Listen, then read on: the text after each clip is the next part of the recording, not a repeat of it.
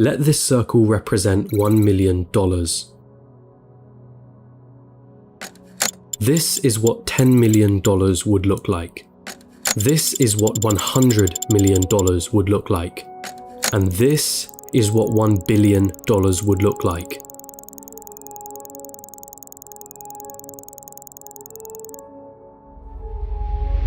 Jeff Bezos, the founder of Amazon, has a net worth of 117 times this number. And then there's you. You're probably working a job right now, one that you got from the degree that you studied for in university. You probably don't have much in savings, your living expenses seem ridiculously high, you feel as though you're not paid enough, you have credit card debt that needs taken care of. Maybe you're a student, studying for a degree that you hope can land you a job that you hope can bring in some good money. You probably don't have any savings, only a pesky student debt hanging above your head. Wealth? Getting rich? That all seems like a distant dream. How did they do it, you ask yourself? What do you really think about money? Is it something you work for? Is it earned or is it inherited? Is it the root cause of all evil? Are you desperate to have more of it? Have you been chasing it most of your life? Truth is, most of what you think about money has been influenced by your upbringing and environment. If you were born into a family that didn't have much money growing up, then you're more inclined to believe that you too will not grow up to have much money. Or perhaps you went on the complete opposite end and decided to make as much money as you can so that you will never be in that position again. The fact that your school didn't teach you much about this subject doesn't help things. And because of this, most of you are going to have false beliefs about money that aren't going to help you on this journey. Now stick with me here, because we're going to have to change the way you've been seeing money your whole life. Hollywood has always had a habit of depicting the wealthy and rich as evil, backstabbing, entitled, or corrupt individuals. If you won't get me a squirrel, I'll get one myself. Question is, have you bought into that stereotype? A recent report released by WealthX showed that of the world's ultra-wealthy, those that had a net worth of 30 million or more, 68% of them were self-made. And it seems like every other study backs up this conclusion. Warren Buffett? Self-made billionaire. Howard Schultz? Born in poverty. Oprah Winfrey? Born in poverty. Jeff Bezos? Self-made billionaire. Elon Musk? Self-made billionaire. Sarah Blakely? Self-made billionaire. What is it that these people know that you don't? Truth is, your equation is all wrong. Here's the two-dimensional equation that you've been taught. Money equals salary earned from a job. Past a certain point, the prospect of getting a job becomes the sole purpose of your education. So what's wrong with that, you ask? I'm gonna assume that if you're watching this, you want to make money, a lot of it, and in as short amount of time as possible. If that is your goal, then this equation for generating money will never get you there. We all have one precious resource, the most important resource of all, and once it's gone, there's no way of getting it back. That resource is time. In a standard job, the amount of money you earn is dependent on the amount of time you put into that job. If you earned $20 an hour and worked 40 hours a week, it would take you nearly 24 years to reach a total of $1 million.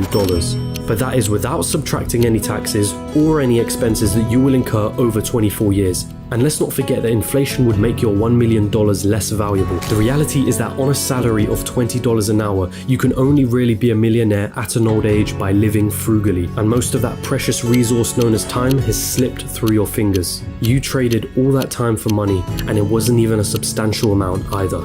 So again, you ask yourself, how is it then that there are self-made millionaires and billionaires at such young ages? What makes them so different? And the truth is, they have a better equation than you. They have a way of understanding money that you haven't quite grasped yet.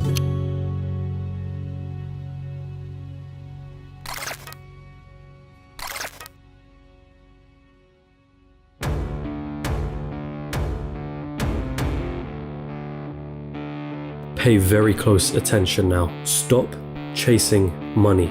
In a capitalist society, the rules of the game are as follows. You are paid in proportion to the perceived value that you have. And the people that perceive your value, they are the market, the consumers of the economy. The market is you, your friends, your family, your neighbors, your country. People complain that football players are overpaid, but for players to be paid millions, there has to be a market for the football industry in the first place. People have to see the value in football in the first place for them to want to spend money on matches and merchandise. And if the market has a high demand for football, guess what happens to the players who are at the top of their game? They are paid generously for it. It's not about how hard you work.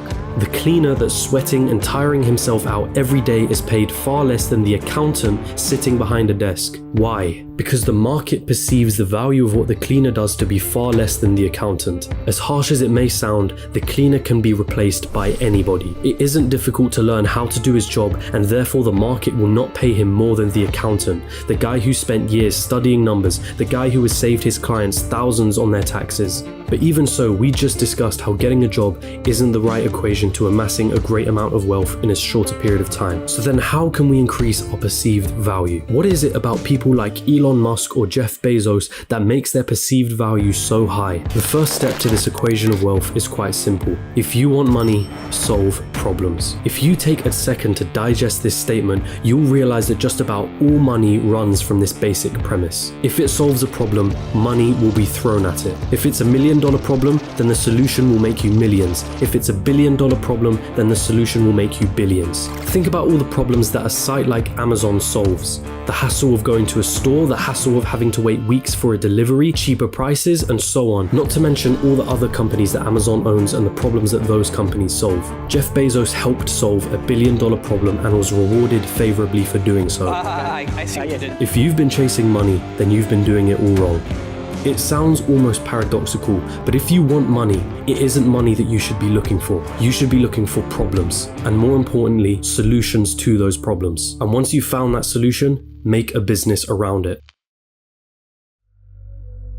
Wait, so that's it? Just solve problems and money will appear? So I'm gonna have to create the next Amazon for me to be rich, or the next Facebook or Google? You've gotta be kidding me, right? I don't even know how to code. I don't even have the money to start something of that scale. Hold on. You're once more going into old patterns of thinking. Start with a problem. Always start with a problem. Listen to the market around you.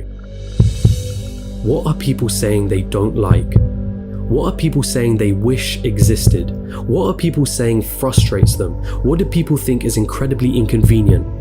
Is that a problem that you can solve? And also, is it a problem that is worth solving?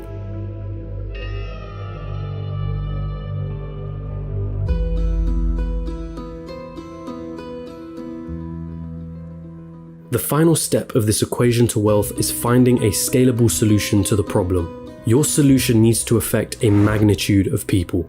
Starting a restaurant? That's not scalable. You're constrained to the local area and the footfall of that area. But a franchise? Now that's more scalable. Is your solution a piece of software? Then that means once that software has been built, you can scale it infinitely online without needing to worry about things like production or shipping costs, as it's all done virtually. Good luck finding infinite scale with a job. But be careful, does your solution require your time to generate money? Let's say you were a yoga teacher that charged $100 per hour. Congratulations, you only made yourself another job disguised as a business. There's only a certain amount of lessons that you can feasibly do in one day, and therefore your income is time bound. But if you created an online yoga class that ran 24/7 with lessons you only had to create once, now that is scalable. Scaling your solution is critical here, so do not get lost on this point. Automation also plays an important role. Systems and processes will keep your business running like a smooth machine if implemented properly. If there is something in your business that you can outsource to somebody else, or hire an employee to do it for you, assuming it financially makes sense for you to do so,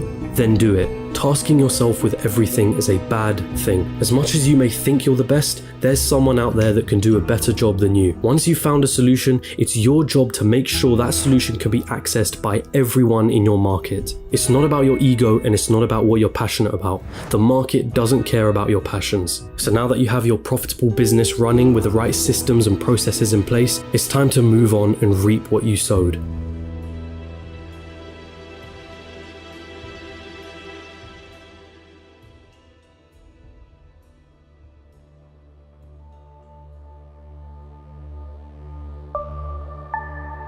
There are two likely paths you're going to face at this point. You either continue your business or cash in and sell it. This is the acquisition, the moment someone buys the solution that you spent years building a business around.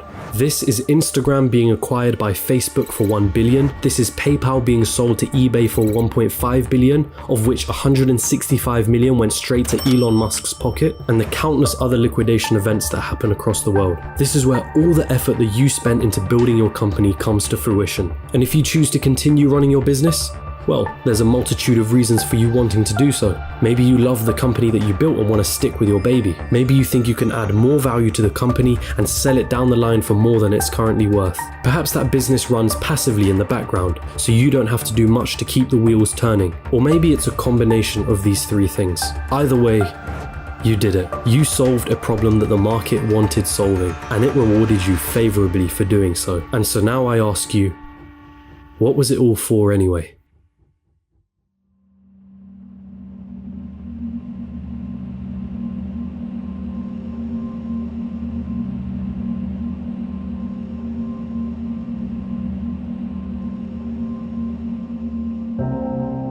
For most of you, it was never about the money. Money is just a piece of paper, a number on a screen. Its value is only backed up by our belief in its value. From the very start, this was never about the money. Paying off the mortgage, buying your dream car, traveling around the world, never having to worry about your financial situation, it's the freedom that you were looking for. Your destination wasn't anything monetary related. It was a feeling, a sensation, the ability to do what you want whenever you wanted without ever having to cast a thought towards, can I afford this? Have I used up all my holidays for the year? How am I going to pay the rent? Will I be able to live off my pension? What dreams will I have to sacrifice because I can't afford to pursue them? The most important lesson from this video was never about the nature of money. It was about the one valuable resource that we all have, the one resource we will never be able to reclaim: time. Is giving up a large chunk of your time towards a job that you probably don't like worth it? Is your life settled on working, coming home, watching the telly, sleeping, waking up the next day, and repeating the same cycle till you retire? How many more hours of your life do you let slip through because of this pattern? Or perhaps you're fine with that reality. Perhaps you have no other choice but to follow that path for the time being. And if that's the case, there's nothing to worry about. The most you got from this video was a little entertainment and maybe a change in perspective. But there are those of you that understand the other side. Those of you that have the desire to never need to worry about money ever again. And so I feel the need to remind you, stop chasing money. Chase problems and find the solution to those problems. This is the equation through which all money is found. If you desire liberty through never needing to worry about money ever again, then let solving problems be the meaningful struggle in your life. Does it mean you'll be happy at the end of the road? Does it mean you'll feel fulfilled? Only you can answer that question. But if your struggle is meaningful, then perhaps it's worth pursuing.